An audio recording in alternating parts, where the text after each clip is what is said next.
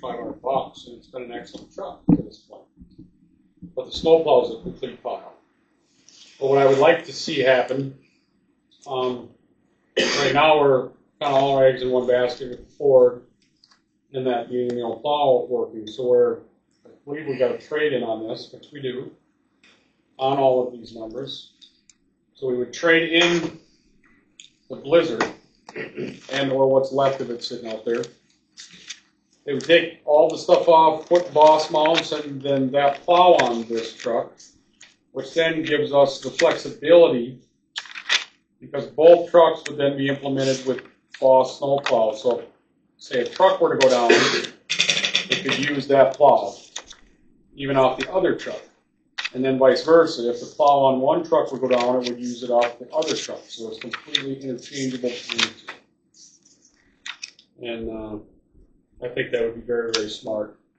But then at the same time, as much as we've been struggling keeping up and paying for stuff at the lagoon, again, not to reiterate, but I mean, where Joe was before, turning in 5 hours for snow plowing, maybe it took him that long, don't know.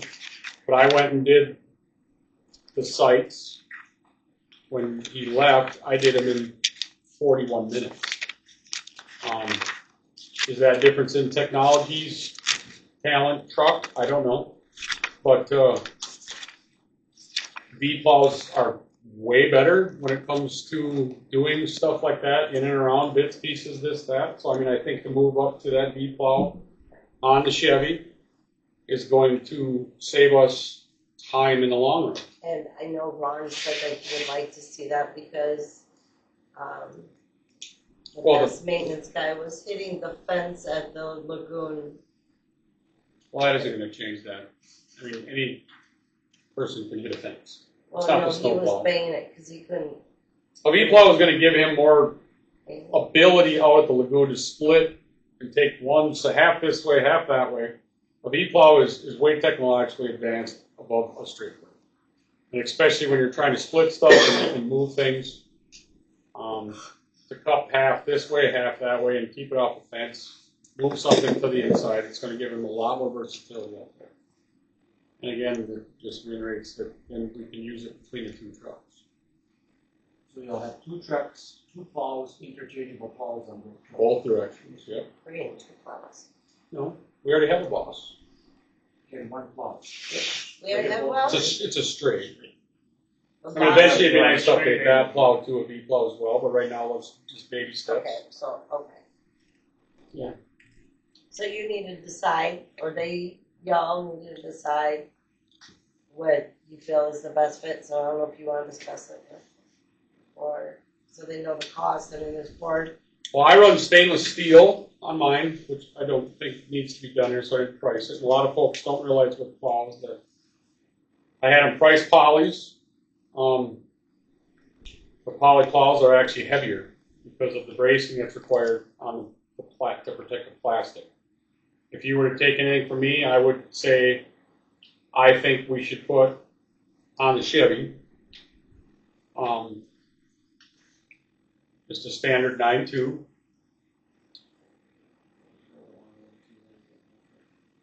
A 9.2 steel. And that's going to be...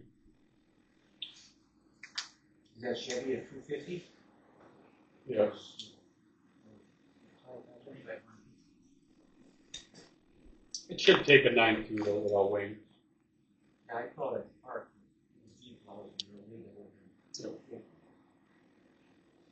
So 9.2 XT with the poly. 9.2. With turkey fenders? Yes, because we want to do turkey fenders. What do I got on here? Doesn't make any sense. You've got V-plow, poly, V-plow. Right. Poly.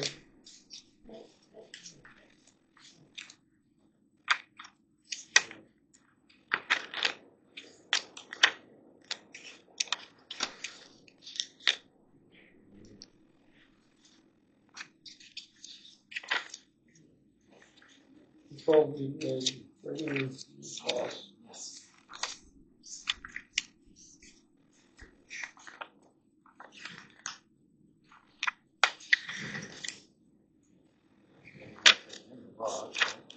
Yeah. Yeah. So $8,775 $8,000.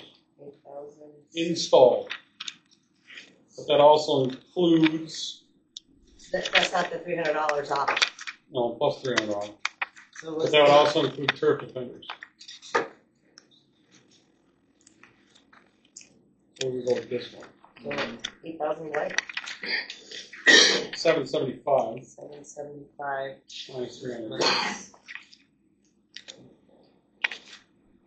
And that is what the trade-in, what are they giving us for the trade-in? $1,000.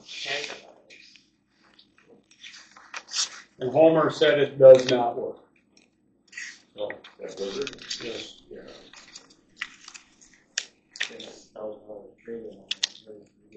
Yes. Yes, they gave me a- So essentially, we're getting $1,300. And there's no tax. Well, yeah, but Yes. so normally that would be over 9,000. There's no tax on that? Okay. No total tax. Well, it'd be nice to move forward with it sooner than later. Well, If we budgeted for it, everybody's okay with that? I mean, unless somebody wants to do a poly, I'm on whatever, but a poly is heavier. On a 9.2, I believe it's 60 pounds. I don't think it's necessary, 60 pounds heavier. I'm pretty sure it is. Hmm? Yeah, that was one. I need that bid, so. And the poly's more money. All right, yeah. So this is our cheaper by far. I'm motioning it. Okay? Okay.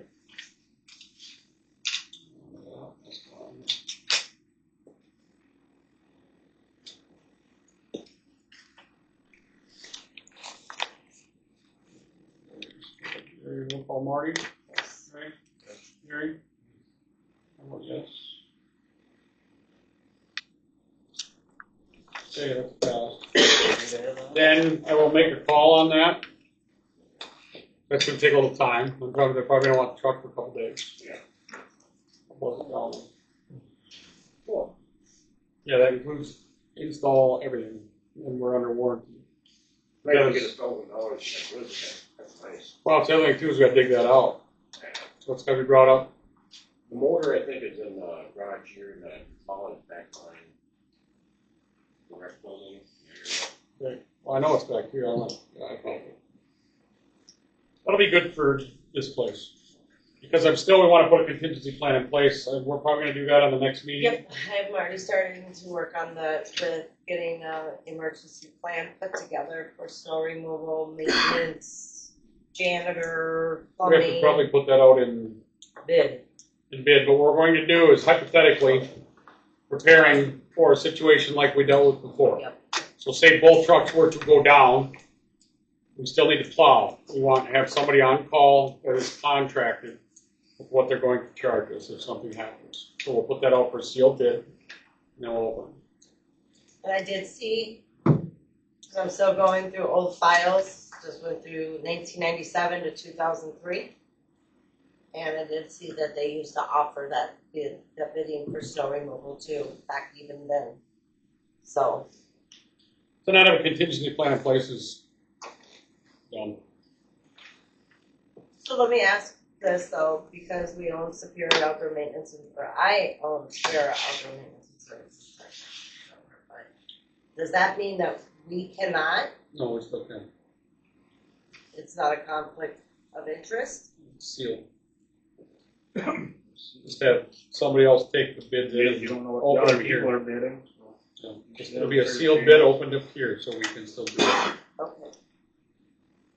Because if I didn't have us last year, or this year, when everything went down, when we had a 2-foot snowfall, nobody was getting in, no, the fire department wasn't gonna get in or out, not without them doing it themselves, so it'd be nice to make sure that if something happens, that we're taken care of. I think that's important in it being a bid system. So it takes the question of conflict. I ask that in every aspect. I ask the lawyer, because there's a lot of things that Marty and I have to offer, like a lift, like, for Right. Christmas decorations and what we can and can't do here, like even us sweeping out there for the 4th, having people taking pictures of us doing that. I mean, if you want to take the time to put up a bid, so be it, but there's also things that her and I are going to be able to do to help folks around here and or make this a better place. No, that I'm we're not, okay with. I'm not complaining, I'm just saying, No, but the more you're up front with things. Yep. The only Maybe there's way that ways- we I can didn't get in have trouble, anybody. and actually the only way that anybody can get in trouble, okay, is if I provide a skid loader for the township that we didn't put out for bid, but we have a skid loader sitting back there. Yeah. The only way that there can be a conflict is if it is something that we can do. Like right now, we have our own dump trailer. So if I provide my dump trailer here, and then all of a sudden I reimburse Superior Outdoor Maintenance and Service for a dump trailer, that's a conflict. Like right now, we don't have a skid loader, we don't have a lift, we don't have a backhoe, we don't have much here. Right. And I do look forward to growing slowly. I mean, if once we do get our own skid loader, I think that's gonna be cool. If it's feasible. I mean, I would love nothing more than to see us growing and doing our own snow. I mean, not to talk about that before, but you've all heard me do that. I mean, Right. Marty and I, even Ray was down there at the point, but we plowed the city of Dover. And I mean, I went in and sat down with these gentlemen in a meeting and said, all right, here's the deal. This is what it was going to cost you for 4 employees to maintain 3 trucks. This is what I would plow this city for. And it made sense for them not to do it. I mean, I would love to see what Ontonagon Road Commission takes for us taxation-wise versus us doing our own township stuff. Oh, yeah. But it would be a lot to bite off, but is it doable? At some point, every township has to put their pants on and take care of themselves.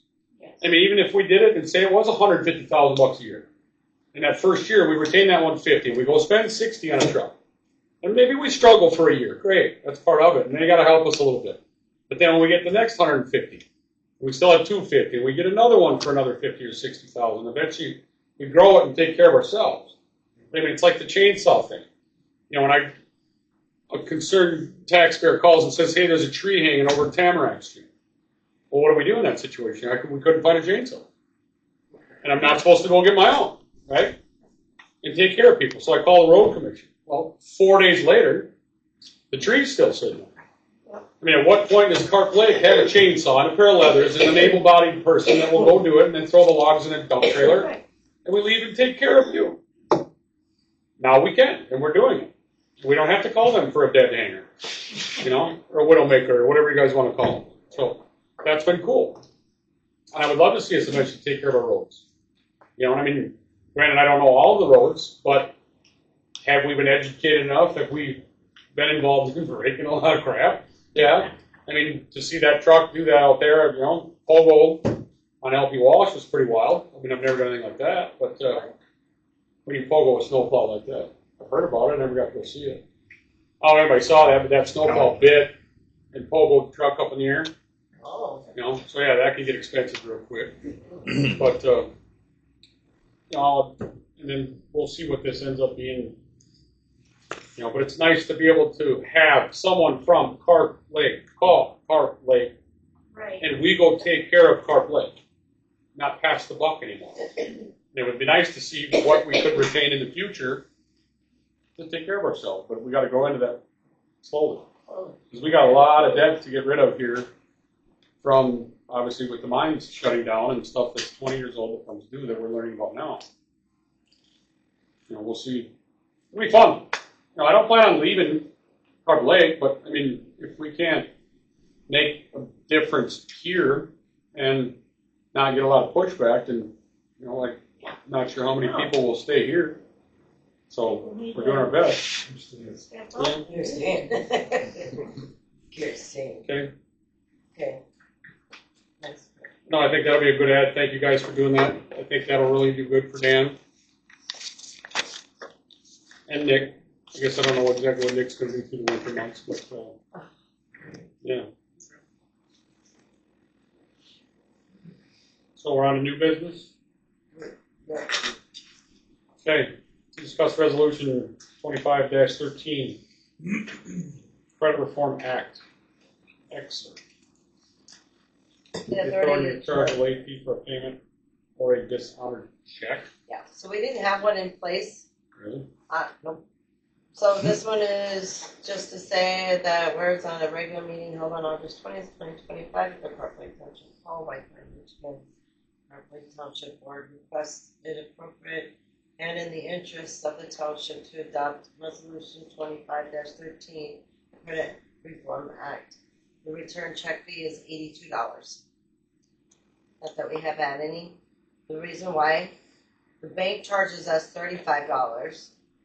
We have the admin fee to figure out, it goes from us to the treasurer. So literally 19 accounts, going through everything, it takes time. So the admin fee is $25, and because we don't have online emails yet to get our stuff, because even like today I had to go get signage cards, and if she emailed it, she would have to do it in a whole different process that it was really very difficult. She said it's easier just to come get it. We reimburse 55 cents a mile. That is $22 in fuel that we would pay someone to go get this return check and blah, blah, blah. So, $82. Make sure your checks don't bounce, because that's what it costs us with the bounce check. So, and the late fee allowed shall not exceed the $15 or 5% of the installed payment, whichever is greater. So, it's very standard. And actually, I believe it's 8% is the law, the max. So be it further resolved that the foregoing constitute a true and complete copy of the resolution adopted on August 20th, 2025 by the Carp Township Board as required by law. This resolution 2025-13 offered by board member Raymond Key. Supported by Gary. I'll vote Marty. Yes. Right? Gary. I'll vote yes. I just noticed all our last names, except for and with an M. $82 does seem like a lot, but when you look at the logistics that goes into the fix, that makes sense. Years ago, it cost me $33 to collect an $11 check. Yeah. That's all. Right. This makes more sense here. ACH is coming, so that would be different, but there's a fee to that. We had that at the last meeting. It talks about the ACH charges, but to take credit card, debit card, Apple Pay, Venmo, stuff like that and stuff. So this may become more obsolete, but we did not have one in place. Okay. Thank you. Number 2, board is to discuss resolution 2025-14. Is the Board of Appeals meeting pay and fees. That is me, right? Is that the one that I put together? Board of Appeal, that is you. Okay. So what we had to build as we're growing with Mac, and we have, say, 2 things, right? The discrepancy, or somebody who wants to make a change, they are going to go through what is called a variance, and they can file an appeal, which then requires a special meeting, and I have built a board, which consists of 3 people. Yep, so I have to write their names. So Mike Heinrichs, Ed, Don, Ed right? Wyndham, and Donald Harris.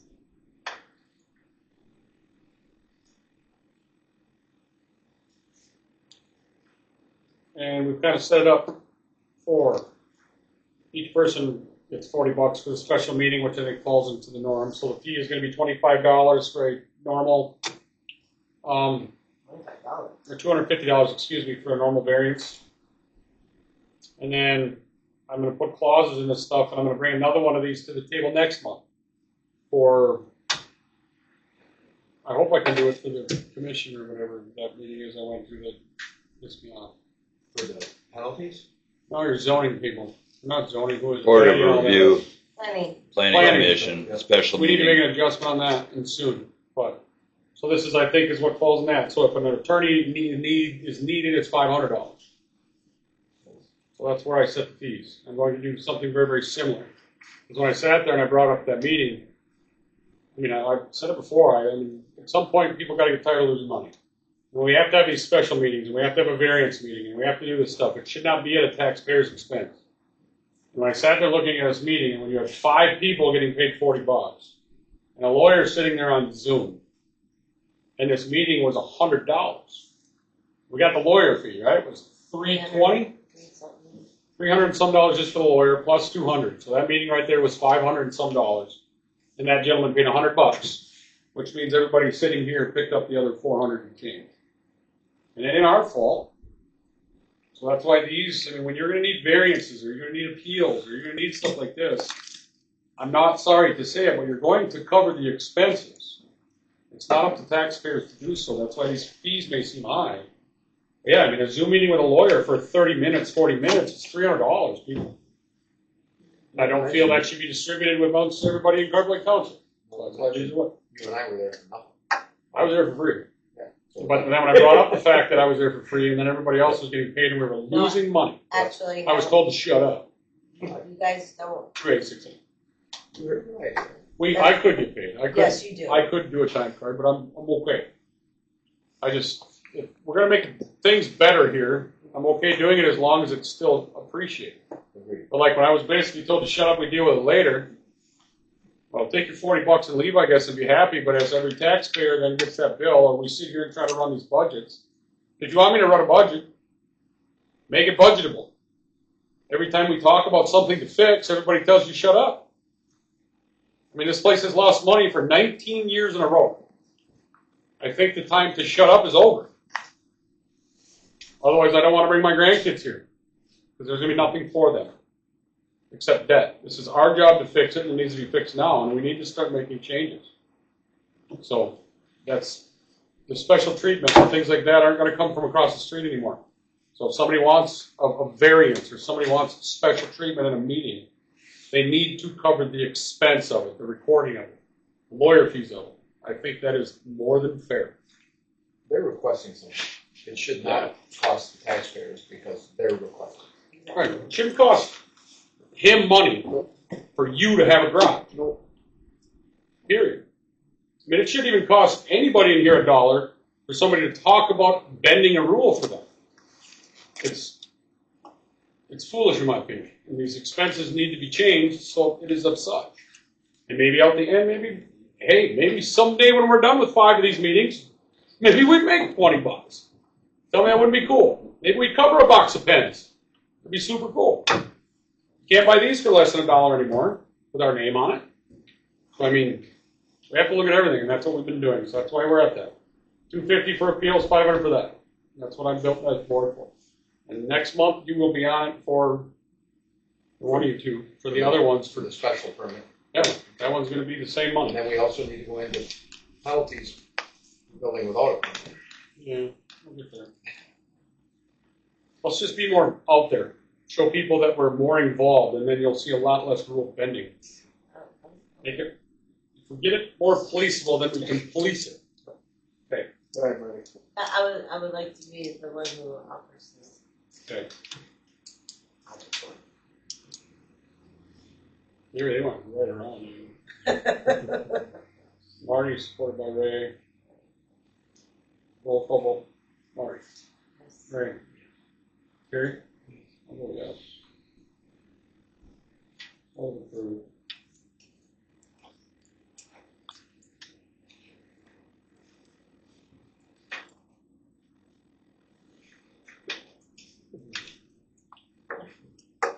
Board needs to discuss an emergency plan to put in place for Carp Lake Township. You did number 3? Resolution 25-15 USDA. Oh, I wrote the wrong one. My bad. RUA. 1 absent, 0 no's, 4 yeses. Okay, well, I already passed it. No, I'm just kidding. Sorry. Board to discuss resolution 2025-15 USDA Rural Development Grant and Loan Program for Carp Lake Township. Wastewater System Improvements Project draw number 11. You have something to read on that, or what is it? I didn't give you one?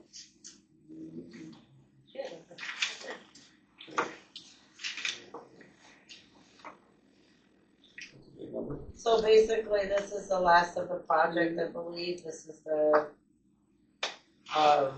big one for, whereas Carp Lake Township is the applicant of the USDA Rural Development Grant and Loan Program consisting of the $713,000 loan and a $1,202,000 grant for the Carp Lake Township wastewater system improvement project. And whereas Carp Lake Township is the agency that will receive and disperse these funds, and whereas invoice or appropriate documentation of delivery of services or goods have been received, reviewed, and approved. Therefore, the Carp Lake Township hereby approves the payment of the following amounts, which are to be paid as cash is available.